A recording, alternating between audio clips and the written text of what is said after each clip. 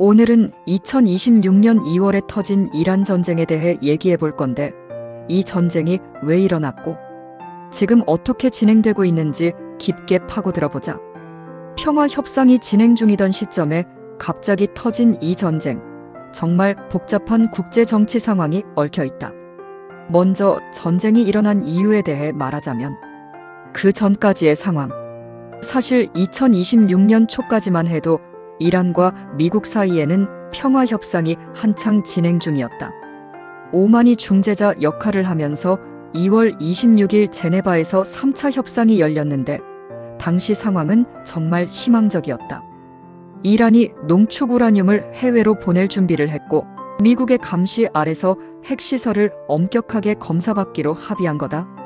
3월에는 빈에서 추가 협상도 예정되어 있었다. 그런데 이게 다 날아간다. 결정적 순간 2월 27일. 2월 27일, 트럼프 대통령은 기자들 앞에서 이란과의 핵 협상 방식에 만족하지 않는다고 말한다. 그리고 같은 날 오후 에어포스1에 탄 상태에서 매우 짧은 명령을 내린다. 오퍼레이션 에픽 퓨리 승인.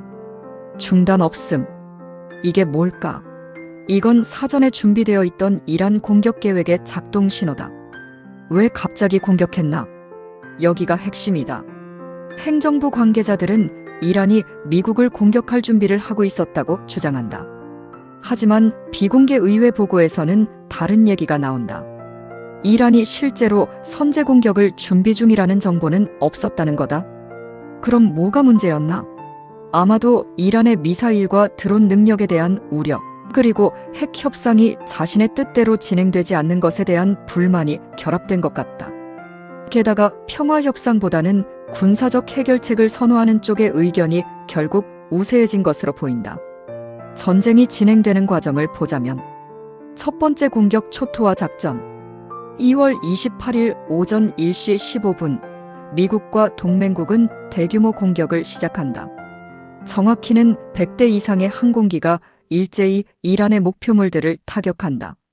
토마호크 미사일, 폭격기, 전투기들이 1000개가 넘는 목표물을 24시간 만에 파괴한다. 타격 대상은 이란의 핵심 군사시설들이었다. 이슬람 혁명수비대 사령부, 방공 시스템, 미사일 발사기지, 군용 비행장, 해군 사령부 모두 파괴된다. 이란 해군은 9척의 함선을 잃는다. 이 공격의 타이밍도 의도적이었다. 미 정보기관은 이 시간에 이란의 최고 지도자 하메네이가 고위급 보안군 관계자들과 회의를 갖고 있을 것으로 예상했다. 실제로 하메네이를 포함해 약 40명의 고위 관리들이 사망한다. 이란의 보복. 이란은 가만히 있지 않는다. 며칠 안에 대대적인 보복을 시작한다. 미사일과 드론 공격이 쏟아진다. 그런데 여기서 주목할 점은 이란이 이 공격의 대상을 어디로 삼았냐는 거다.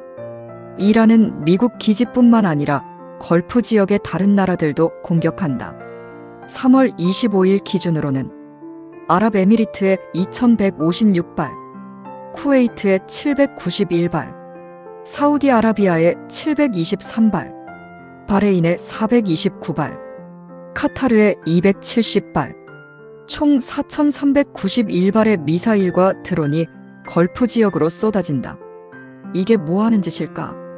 이란의 전략. 여기가 흥미로운 부분이다. 이란은 왜 자기랑 상관없는 걸프 국가들을 공격했을까? 첫째, 경제적 압박이다. 이란은 에너지 인프라를 노린다. 카타르의 라스 라판 LNG 시설이 피격되면서 세계 최대 규모의 천연가스 생산 시설이 마비된다. 사우디의 정유소도 손상된다. 호르무즈 해협의 유조선 운송량이 80%까지 떨어진다. 약 3,200척의 선박이 해협에 갇힌다. 둘째, 국제적 압박을 만들려는 거다. 전 세계 원유 가격이 35% 올라서 배럴당 약 93달러가 된다. 유럽 가스 가격은 50% 이상 뛴다. 이렇게 되면 미국의 동맹국들이 이 전쟁을 계속 지지할 수 있을까? 라는 메시지를 보내는 거다. 셋째, 지역 국가들을 같은 편으로 만들려는 시도다. 이란은 생각한다. 너희도 피해를 입으니까 이제 미국에 대항해서 우리와 함께하겠지? 하지만 계획이 빗나간다.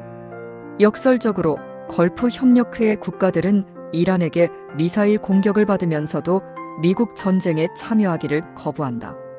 왜? 왜냐하면 이들은 생각하기 시작했다고. 미국 군사기지가 있으니까 우리는 타격을 받네. 그럼 이 기지는 보호가 아니라 목표가 되는 거잖아. 이게 정말 흥미로운 부분이다. 미국의 군사주둔이 이들을 보호한다고 생각했는데 오히려 목표물이 되면서 역효과가 난 거다. 국제적 반응과 의미는 외교적 비극의 시작이다. 이 전쟁의 가장 안타까운 부분은 외교적 합의가 바로 코앞에 있었다는 거다. 오만의 외무장관 바드르 알부사이디는 작전 직전까지만 해도 부통령과 만나서 평화가 손안에 있다고 말했다.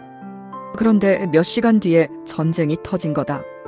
작전 후 그는 이렇게 말한다. 활발한 협상이 또다시 훼손되었다. 이것은 트럼프 행정부의 최대 오판이다. 국제사회의 반발.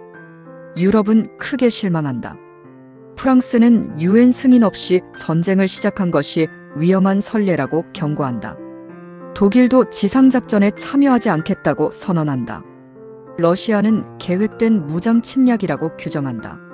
중국은 세계를 더 불안정하게 만든다고 비판한다. 미국 내부의 갈등. 미 의회에서도 목소리가 나온다. 의원들은 대통령이 의회 승인 없이 이 규모의 군사작전을 할 수 없다는 헌법적 논쟁을 제기한다. 트럼프의 지지층 중에서도 불만이 터진다. 평화 제일 후보였던 사람이 갑자기 전쟁 우선으로 돌변했다는 비판이다. 결론적으로 이 전쟁은 평화 협상이 진행 중이던 와중에 외교적 합의가 바로 눈앞에 있던 순간에 터진 일이다. 전쟁의 이유가 명확하지 않다. 이란이 실제로 공격 준비를 하고 있었다는 증거도 확실하지 않다. 단지 미국의 군사적 선택이 외교적 길을 끊어버린 거다. 그리고 지금 이 전쟁은 국제정치, 에너지 시장, 경제 전반에 엄청난 영향을 미치고 있다. 동맹국들은 등을 돌리고 육아는 치솟고 글로벌 경제는 불안정해진다. 이것이 바로 외교가 실패했을 때, 그리고 군사적 선택이 우선시됐을 때 무슨 일이 일어나는지를 보여주는 사례다. 오늘 영상 재밌게 봤으면 좋겠다.